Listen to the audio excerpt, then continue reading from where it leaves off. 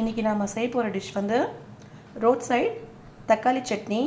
இதுக்கு ஒரு வெங்காயம் நல்லா பழுத்த 5 தக்காளி, ஒரு 10லேருந்து 12 வரமிளகாய் எடுத்திருக்கேன். இப்போ இதை நாம் வெட்டி அரைச்சிக்கலாம்.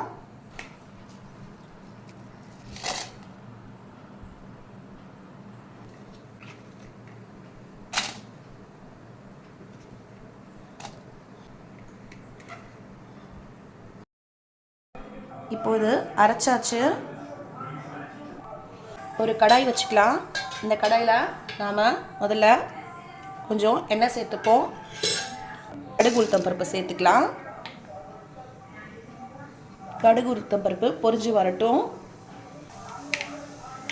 கடுகு உளுத்தம் பருப்பு பொரிஞ்சிருச்சு. நாம் இப்போ இதில் கருவேப்பிலை சேர்த்துக்கலாம். கருவேப்பிலை பொரிஞ்சு வந்ததும்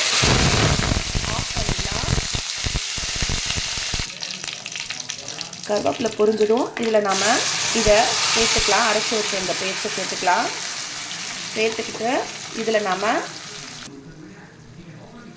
நாம் தண்ணி சேர்த்துக்கலாம். இது கொஞ்சம் தண்ணியாகவே இருக்கட்டும்.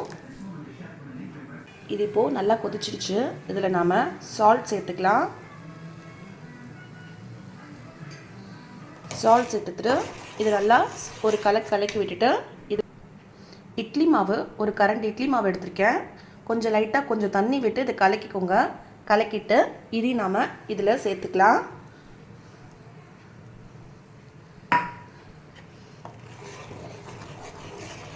இதெல்லாம் சேர்த்து நல்லா ஒரு கலக்குங்க. இது கொஞ்சம் கொதிக்கட்டும். ஒரு 5 நிமிஷம் கொதிச்சதும் இதை நாம் ஆஃப் பண்ணிடலாம்.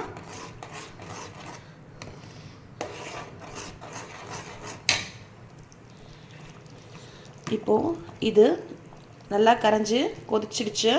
கொஞ்சம் கெட்டியாகவும் ஆகிடுச்சு. இந்த மாதிரி ஸ்டேஜில் இதை நாம் ஆஃப் பண்ணிக்கலாம்.